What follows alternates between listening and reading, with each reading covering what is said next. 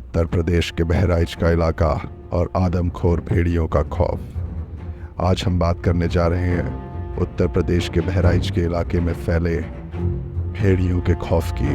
हम बात करेंगे कि कैसे पिछले कुछ दिनों में घटी घटनाओं ने आसपास के लोगों के जीने में समस्याएं पैदा कर दी है। हम बात करने वाले हैं उन घटनाओं की जिन्होंने पिछले कुछ दिनों में इस पूरे इलाके को दहशत में डाल दिया है।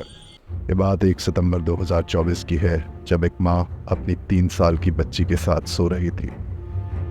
उस माँ ने कभी ये सोचा नहीं था कि उस रात को उसकी ज़िंदगी बदल जाने वाली है। वो बेफिक्र होकर अपनी बच्ची के साथ सो रही थी कि तभी रात के लगभग 1 बजे उसे ऐसा आभास हुआ जैसे कोई जंगली जानवर उसकी बच्ची के पास खड़ा हो। वो इस आभास से अचानक चौंक कर उठी और हर दिशा में देखने लगी कि तभी उसकी नज़र पड़ी एक खूंखार भेड़िए पर, जो उसकी बच्ची को अपने मुंह में दबाए उसकी ओर देख रहा था। ये देखकर वो बेहद विचलित हो गई। जब तक वो कुछ कर पाती, वो भेड़िया उसकी बच्ची को पासी के खेतों की ओर ले गया।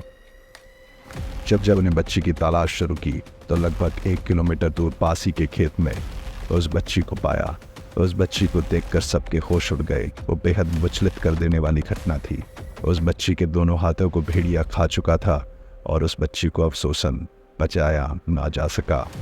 ये घटना अकेली घटना नहीं है जो पिछले कुछ दिनों में बहराइच के इलाके में घटी है। ऐसी और कई घटनाएं हैं जिसमें 8 बच्चे और एक महिला की जान जा चुकी है। प्रशासन अपनी ओर से हर एक प्रयास कर रहा है कि वो लोगों को भेड़ियों से बचा सके और इस बात को समझा जा सके कि आखिर क्यों ये भेड़िया आदमखोर हो गया। लोगों से हमारी ये गुजारिश है कि वो प्रशासन के निर्देशों का पालन करें और खुद को सुरक्षित रखें। हम ये समझने की कोशिश करते हैं कि आखिर क्यों कुछ जानवर आदमखोर हो जाते हैं। भेड़िए अक्सर इंसानों पर हमला नहीं किया करते। भेड़िए तकरीबन 100 फुट की दूरी से ही इंसान को देखकर वहाँ से चले जाना ठीक समझते हैं। क्या वजह है कि बहराइच के इस इलाके में पिछले 50 दिनों में लगभग 10 लोग अपनी जान गंवा चुके हैं। फॉरेस्ट डिपार्टमेंट का मानना है कि लगभग 6 भेड़िए एक साथ घूम रहे हैं और शायद इन्हीं भेड़िए में से कोई एक या ये सब शिकार में लगे हुए हैं। जबकि गांव वालों का कहना है कि लगभग 25 भेड़ियों का झुंड लोगों का शिकार कर रहा है। हमने इस विषय में वाइल्ड लाइफ एक्सपर्ट्स की राय भी जानने की कोशिश की। उनमें से एक वाइल्ड लाइफ एक्सपर्ट ने यह बताया कि शायद ये काम केवल एक भेड़िए का है, क्योंकि यदि ये काम झुंड में किया गया होता तो लोगों के शव जिस हालत में मिले हैं, हालत उससे और खराब होती। उनका ये मानना है कि किसी एक भेड़िए को शायद ये समझ आ गया है कि इंसान और ख़ासकर बच्चों का शिकार करना बेहद आसान है जंगली जानवर के शिकार करने के मुकाबले। इसी कारण वो एक भेड़िया वापस बार बार गांव की ओर आ रहा है और लोगों को अपनाने वाला बना। इस पूरे मामले की सच्चाई जानने के लिए हमें प्रशासन के जवाब का इंतज़ार करना होगा। हमें इंतज़ार करना होगा उस समय का जब वो एक भेड़िया या कई भेड़िए जो ये शिकार कर रहे हैं वो पकड़े जा सकें और लोग शांति से अपने घरों में सो सकें। ये घटनाएं लोगों की रोज़मर्रा की ज़िंदगी के लिए परेशानियां पैदा करती हैं।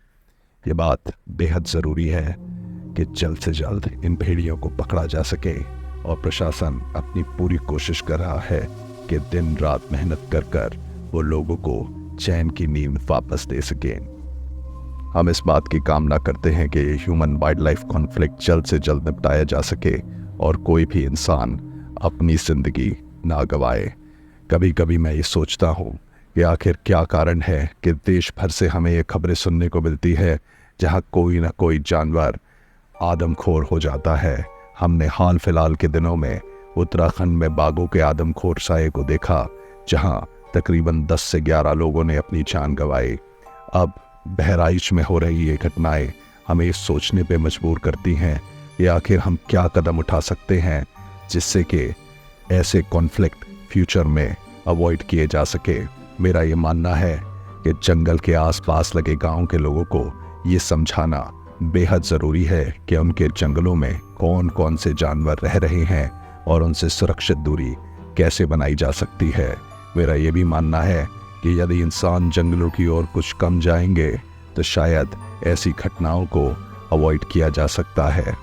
हमें हिंदुस्तान के जंगलों को और इन जंगलों में रह रहे जानवरों को और अच्छे से समझने की ज़रूरत है। हमें ज़रूरत है ये समझने की कि कैसे हम जानवरों के पास रहकर सुरक्षित रह सकते हैं और जानवरों से सुरक्षित दूरी बनाकर ऐसी घटनाओं से अपनी दूरी बना सकते हैं।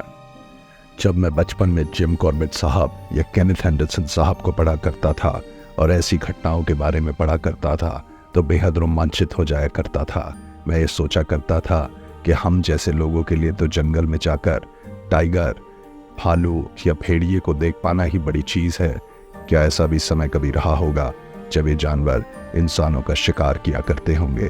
पर पिछले कुछ सालों में जैसे जैसे ये घटनाएं बढ़ने लगी हैं और मैं उन जगहों पर जाने लगा हूँ जहाँ मैं बाघ, भेड़िए या भालू या तेंदुए के साए में जी रहे लोगों को देखता हूँ तो बेहद विचलित हो जाता हूँ।